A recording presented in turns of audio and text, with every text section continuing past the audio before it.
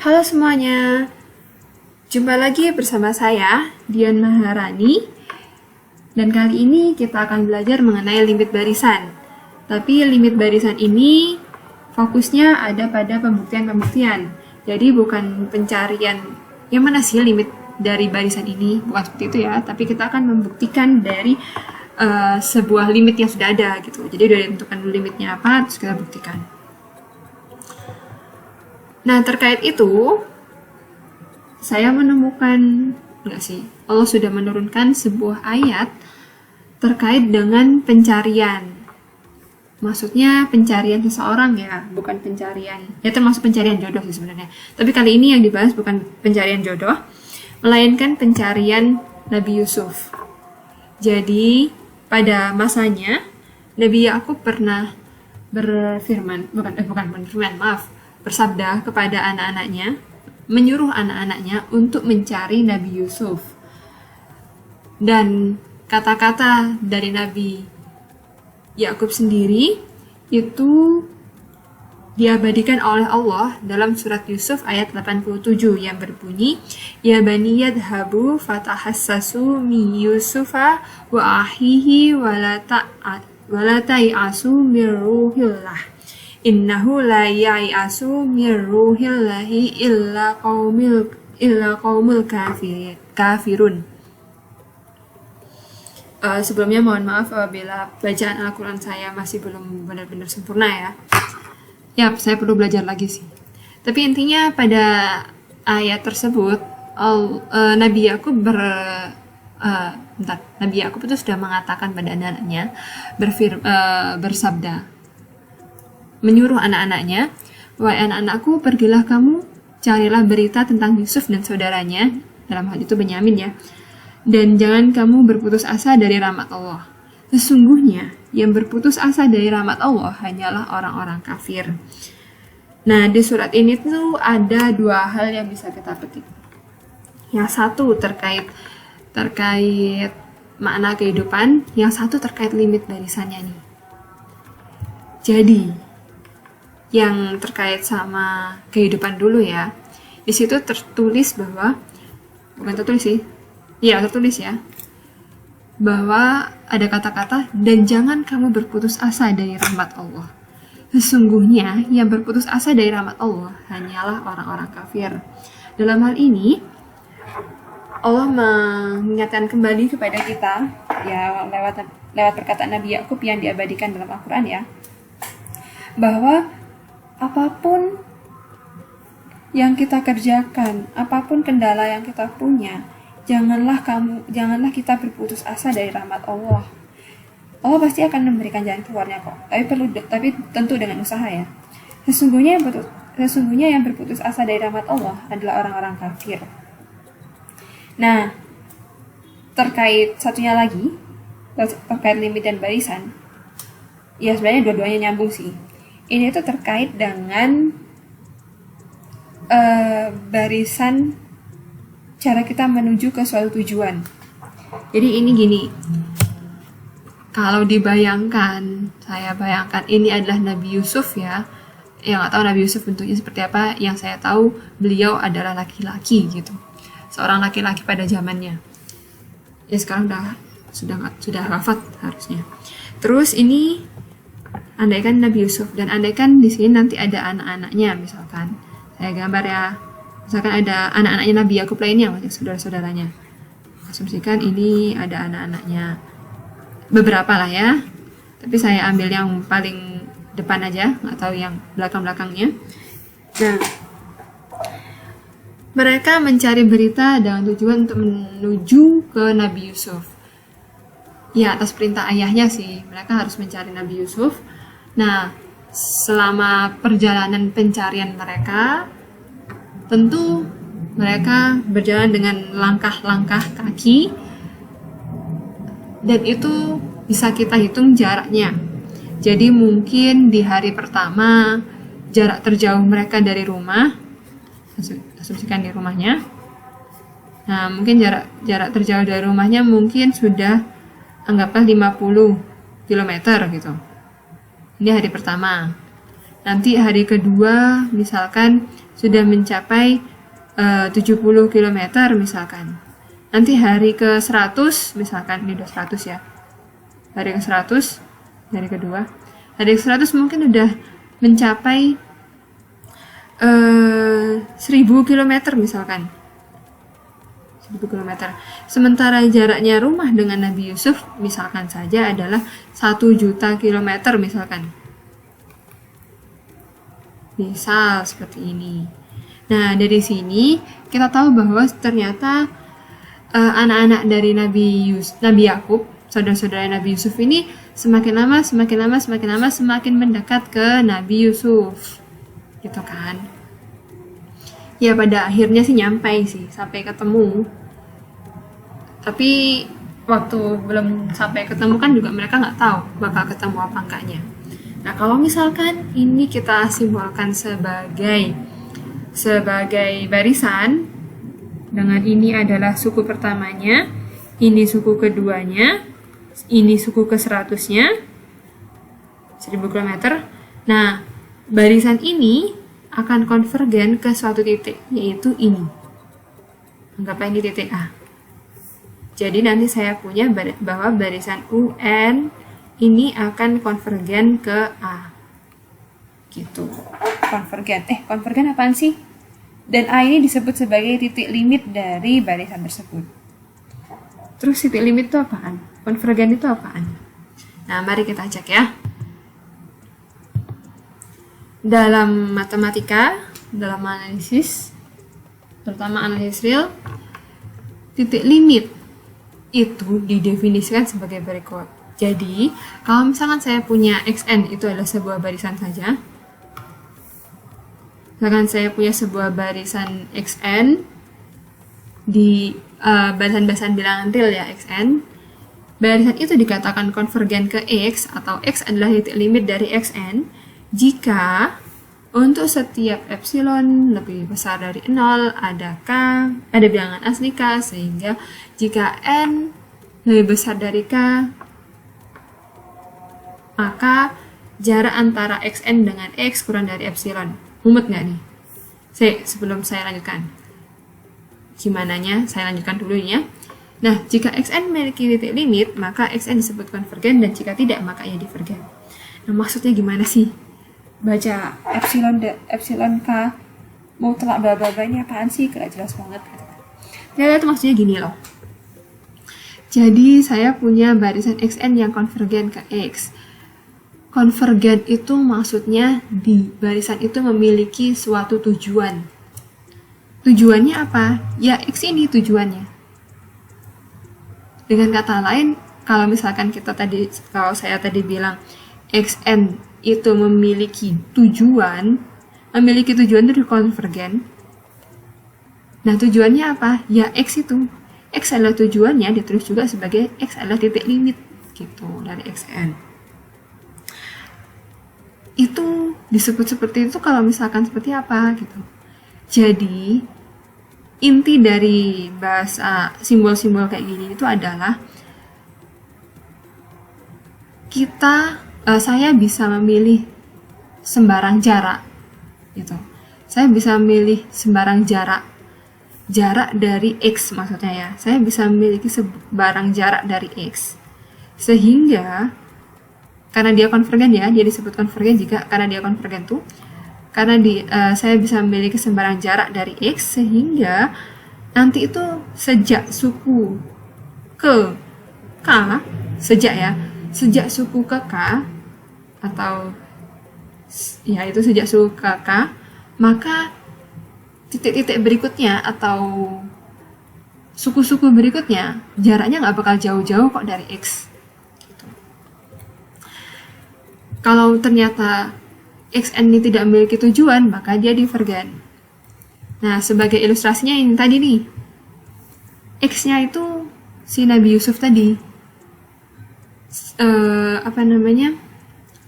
XN-nya itu adalah langkah-langkah dari para pencari Nabi Yusuf ini. Jadi langkah pertama sejauh 50 km dari rumah. Langkah kedua 70 km dari yang kedua dan seterusnya ya. Nah, kenapa saya sebut sebagai barisan ini memiliki titik kekonvergenan? Karena jika saya ambil saja jaraknya, asumsikan nih ya. Tadi kan jarak dari Nabi Yusuf ke rumah kan 1 juta kilometer nih. Nah, misalkan saya ambil epsilonnya itu adalah, misalkan saya ambil epsilonnya itu kan sembarang bilangan. Saya mau ambil epsilonnya itu 5.000 misalkan. Maksudnya adalah jarak 5.000 kilometer dari Nabi Yusuf. Jarak 5.000 kilometer dari Nabi Yusuf. Nah, dari sini kita ambil batasnya nih, 5.000 km. Ternyata 5.000 km jauhnya dari Nabi Yusuf, itu saya bisa menemukan, dari situ ya, saya bisa menemukan suku-suku atau langkah-langkah dari orang-orang ini yang jaraknya itu semakin dekat dengan Nabi Yusuf dan di bawah 5.000 km. Jadi mulai suku kesekian gitu. Misalkan tadi kan suku ke itu ngomongin hari ya. Misalkan sejak hari ke 101 gitu. Sejak hari ke 101 jarak mereka dengan Nabi Yusuf itu kurang dari 5.000 km. Nah, dan 101, 102, 103 sampai seterusnya, jarak mereka itu akan selalu kurang dari 5.000 km dari Nabi Yusuf. Nah, kalau seperti itu, maka perjalanan mereka, langkah-langkah ini itu konvergen ke lokasinya Nabi Yusuf ini. Gitu. Kalau masih belum paham, ini itu ilustrasinya. Tadi kan kira-kira pendapatnya seperti itu ya. Nah, ini ilustrasinya. Limit barisan tuh seperti ini. Jadi saya punya barisan kan diskrit ya, putus-putus gitu ya.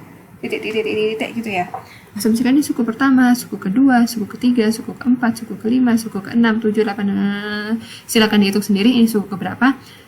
Pokoknya suku sekian aja gitu.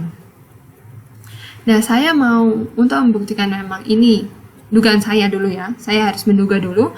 Dugaan saya barisan AN ya. Barisan AN ini konvergen ke titik A. Asumsinya seperti itu. Nah, lalu pembuktiannya gimana nih? Untuk meyakinkan bahwa ternyata memang benar limit dari barisan AN itu sama dengan A. Nah, untuk membuktikannya, saya ambil dulu sebuah epsilon. Epsilon itu tadi saya katakan adalah jarak. Ingat ya, epsilon itu jarak. Nah, saya ambil sebuah jarak dari titik A, yaitu A plus epsilon dan A min epsilon. Jaraknya tadi A itu kan itu ya bilangan yang nilai sukunya sebenarnya seperti nilai sukunya, jadi sumbu Y. Nah, saya ambil jaraknya, berarti kan di sekelilingnya nih, sekelilingnya A. Ini kenapa gambarnya tabung? Karena dia barisan ini bisa jadi di 2 dimensi atau 3 dimensi. Tapi dalam hal ini yang kita omongin 2 dimensi aja sih sebenarnya. Terus ini tadi sudah ketemu epsilonnya, udah saya ambil epsilonnya, lalu saya ambil jaraknya dari A sebesar epsilon, berarti ke sini epsilon, ke sini juga epsilon. Maka saya bisa menemukan suatu bilangan asli. Dalam hal ini bilangan aslinya adalah N0, kalau tadi K, yang ini N0. Ya cuman beda variabel aja, dummy variabel ya. Sehingga setelah suku ke A N0, suku-suku berikutnya itu bakal berada dalam daerah-daerah sini gitu. Ini berada dalam sini, nggak ada yang keluar dari situ. Gitu. Hal yang sama kalau misalkan saya ambil epsilon 1, maka saya bisa menemukan N1 sehingga setelah suku AN1 ini, suku-suku berikutnya juga berada dalam daerah sini gitu. Atau bisa saya katakan, jika saya ambil suatu epsilon, maka nanti saya bisa menemukan beberapa, jadi berhingga ya, beberapa suku-suku dari AN yang berada di luar daerah ini gitu. Oke, ini kalau misalkan mau baca lebih jelasnya Anda bisa baca di buku atau membaca di Wikipedia atau di media lain ya. Nah, sekarang kalau misalkan masih bingung juga, ilustrasinya dalam kehidupan itu adalah seperti kita berbelanja atau seperti kamu dan dia. Gini, kok bisa orang belanja sih? Jadi seandainya ada seorang ibu-ibu, ya ini ceritanya ada ibu-ibu bawa anaknya ya.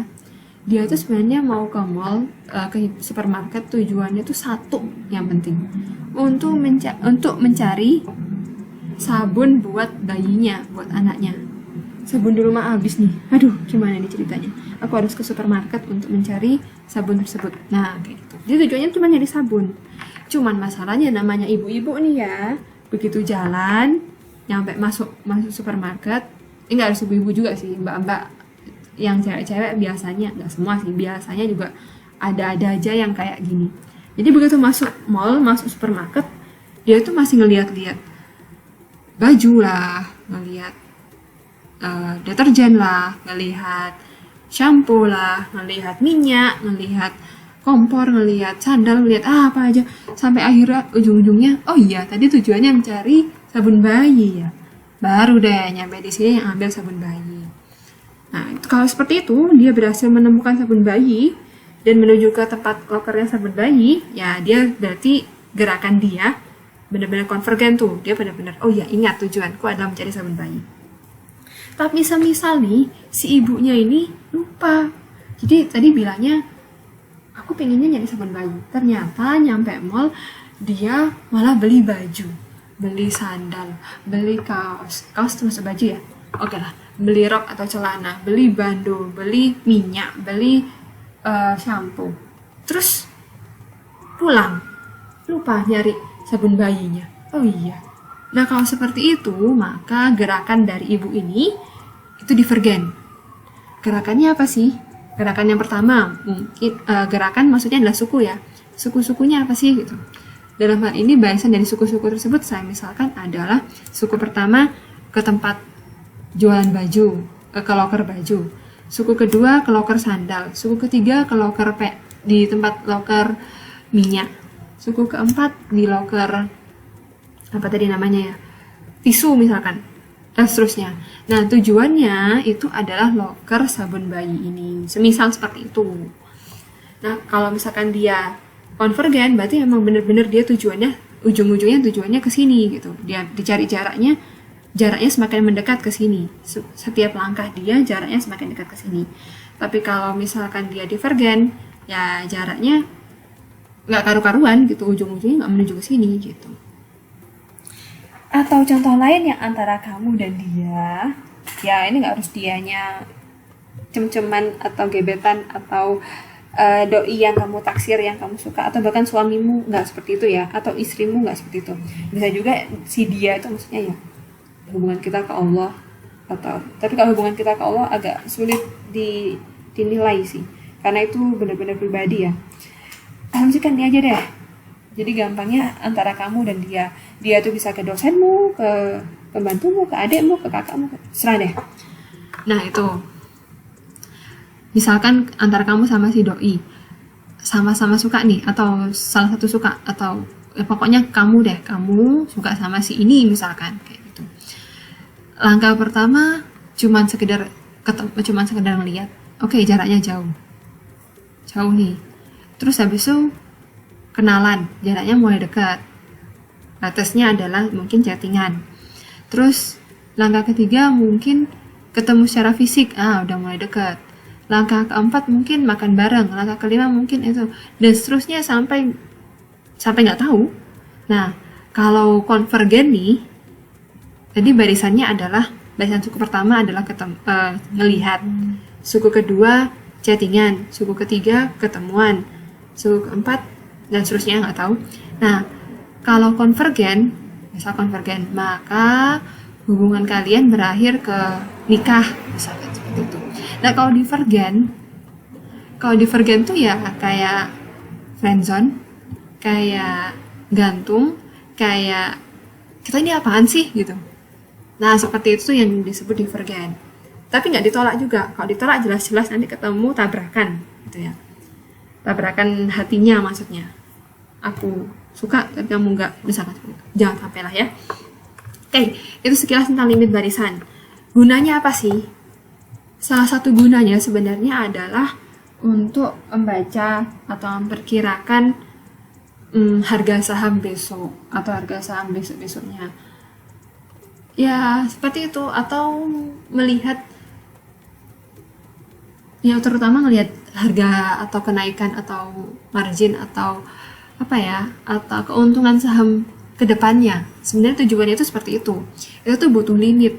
Tapi tentu saya tidak bisa mengajarkan ini karena saya juga kurang paham sama saham. Tapi intinya sekilas tujuannya ya seperti itu. Kalau mau lebih detail tanyakan pada orang-orang ekonomi. Nah, yang namanya titik limit itu unik. Artinya hanya ada satu untuk setiap barisan yang konvergen. Kenapa begitu? Pembuktiannya adalah sebagai berikut. Asumsikan saya punya barisan XN nih. Nah, barisan XN ini dia konvergen ke X saja dan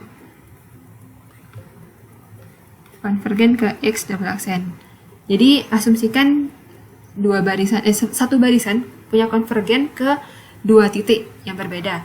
Nah, menggunakan definisi yang pertama, maka kalau misalkan dia konvergen ke satu titik yang pertama, maka harusnya kita ambil suatu epsilon positif, maka nanti akan ada K1 misalkan.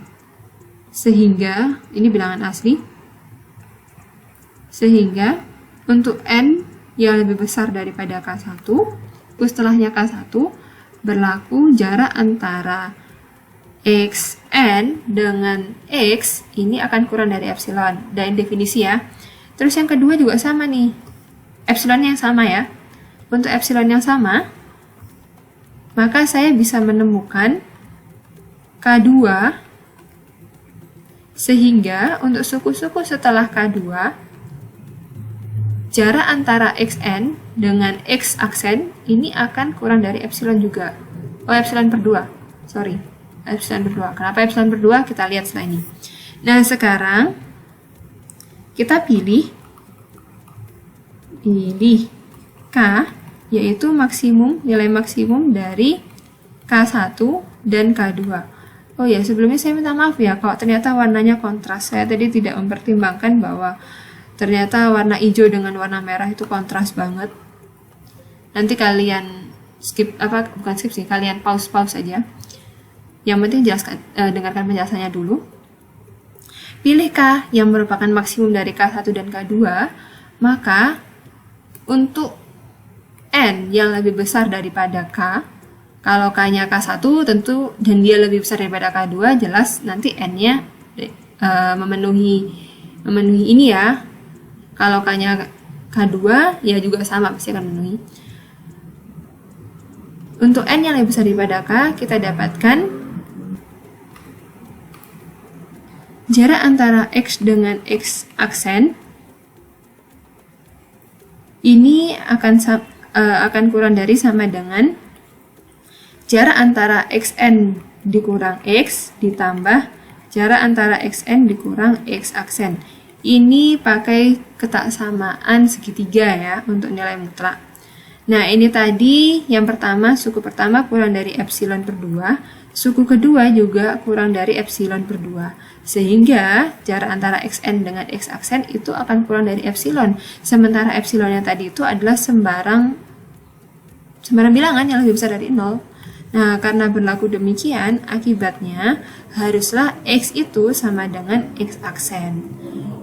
Ya dong, kalau misalkan kalian punya dua bilangan, jaraknya itu semakin dekat, lebih dekat, jaraknya tuh kamu ambil sembarang bilangan aja.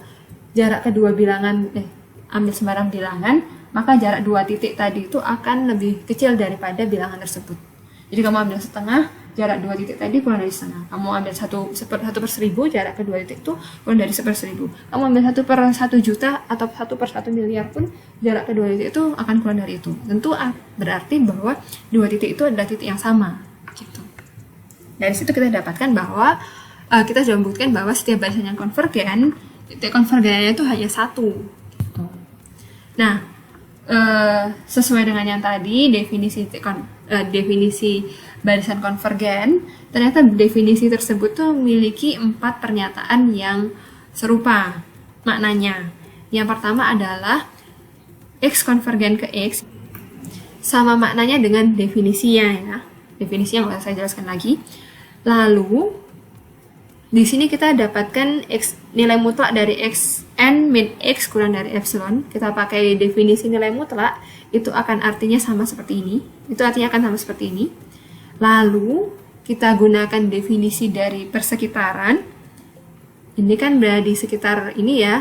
Xn-nya akan berada di sekitaran x dengan dengan jarak dengan apa ya?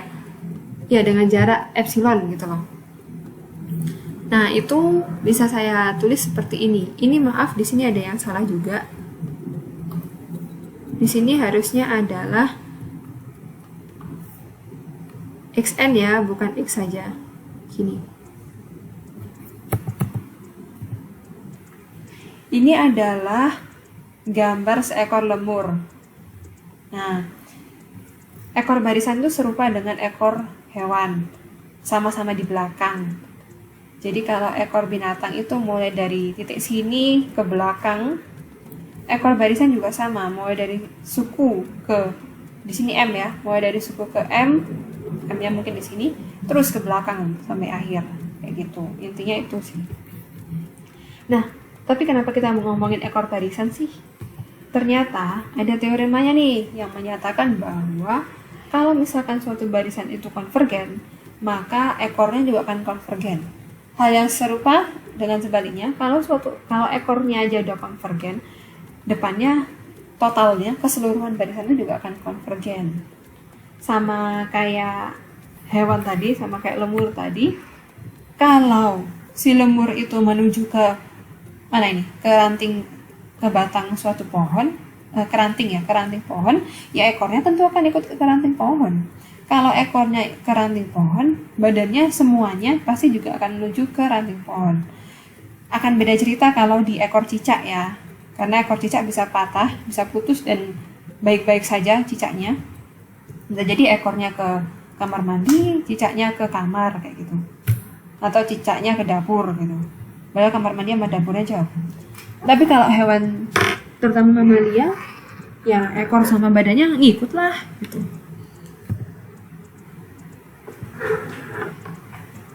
Selanjutnya ada teorema tentang kekonvergenan barisan.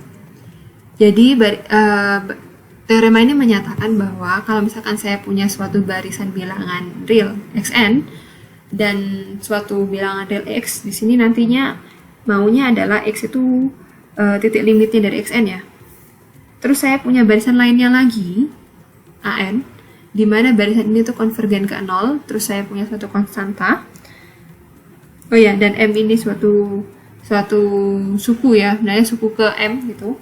Maka nanti akan berlaku, satu lagi, dan berlaku pula jarak antara xn dengan x itu kurang dari sama dengan CAN untuk n-nya, untuk semua suku setelah suku ke M. Maka dapat disimpulkan bahwa limit dari xn itu sama dengan x. Untuk buktinya adalah, tadi yang pertama kita punya barisan AN, ini konvergen ke 0 untuk n-nya menuju ke tak hingga. Oh ya, tulisan saya seperti ini adalah simbol dari limit ya. Berikutnya, ini tadi seperti ini berarti bahwa untuk setiap epsilon positif, saya bisa mengambil suatu konstanta, sehingga untuk suku-suku setelahnya suku ke K, akan berlaku jarak antara AN dengan 0, karena AN-nya tadi adalah bilangan real yang positif, jadi ini sama dengan AN saja, ini akan kurang dari epsilon per C. Kenapa saya ambil epsilon per C? Kita lihat nanti. Kemudian, Untuk membuktikan bahwa limit xn sama dengan x, maka kita bisa pilih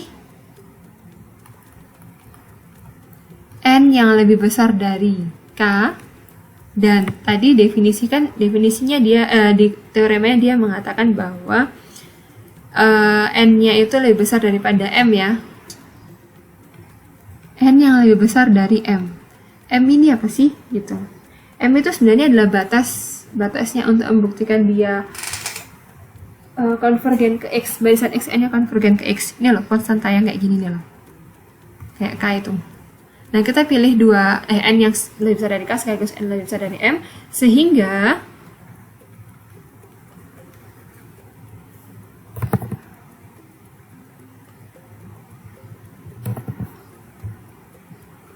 untuk n yang demikian akan berlaku jarak antara xn dengan x.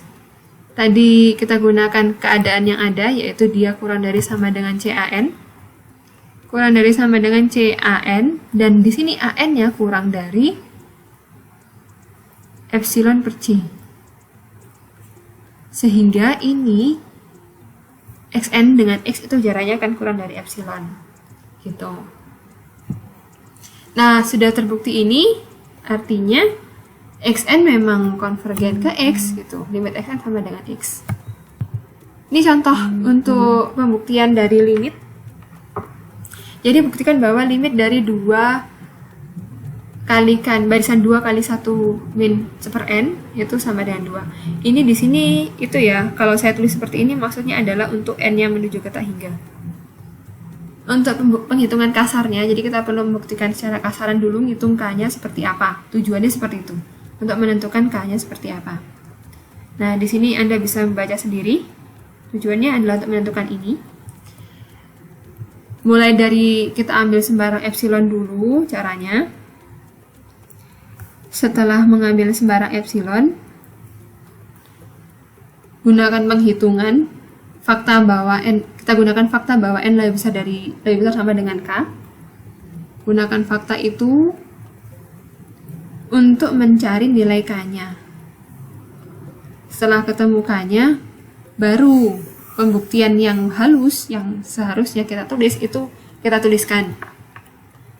Ini pembuktiannya. Ambil sembarang epsilon lebih besar dari 0, pilih k bilangan asli k dengan k lebih besar dari 2 per epsilon. Itu didapatkan dari sini tadi ya.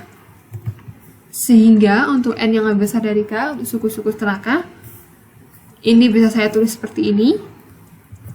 Jadi ini ditulis dulu yang pertama, kemudian yang ini, baru yang ini. Oh, kan yang ini. Jadi terbukti bahwa limit itu sama dengan 2. Nah, kalau yang bukan yang barisan divergen gimana? Tadi kan konvergen tuh, yang divergen gimana? Kita akan buktikan bahwa barisan min 1 pangkat n tidak punya limit. Caranya dengan kontradiksi. Kita andaikan dulu barisan tersebut konvergen ke suatu titik. Lalu kita pilih epsilonnya suatu epsilon. Kenapa kok kita pilih? Ingat lagi bahwa definisi dari barisan yang konvergen adalah untuk sembarang epsilon positif ada bilangan asli k. Sehingga jika ini ya lanjutannya, kalian harus ngapain sendiri. Nah, kita pakai negasi dari kata-kata ini, dari kalimat ini, yaitu ada suatu epsilon sehingga untuk sembarang k berlaku jika n lebih besar dari k, ternyata xn min x-nya ini tidak lebih kecil daripada epsilon. Tidak lebih kecil itu berarti bisa jadi lebih besar atau sama dengan ya. Nah sekarang, jadi kita pilih suatu epsilonnya, lalu ini k-nya kenapa kok ada? Saya tulis ada, karena di sini saya pakai pengandaian bahwa ini tuh konvergen. Kalau dia konvergen berarti untuk epsilon yang seperti ini ada dong jawabannya seperti ini. Tapi ternyata kalau misalkan n-nya ganjil berlaku ini, kalau n-nya genap berlaku ini. Kemudian untuk mencari pembantahannya, fakta bantahannya, saya gunakan bahwa faktanya 2, ternyata kurang dari 2. Ini kan nggak mungkin. Karena kontradiksi, jadi pengadaannya salah sehingga ini tak punya ini. Oke, terima kasih karena telah berkenan mendengarkan penjelasan saya yang sangat panjang ini. Saya mohon maaf apabila ada kesalahan. Kita jumpa lagi di materi selanjutnya. Wassalamualaikum warahmatullahi wabarakatuh.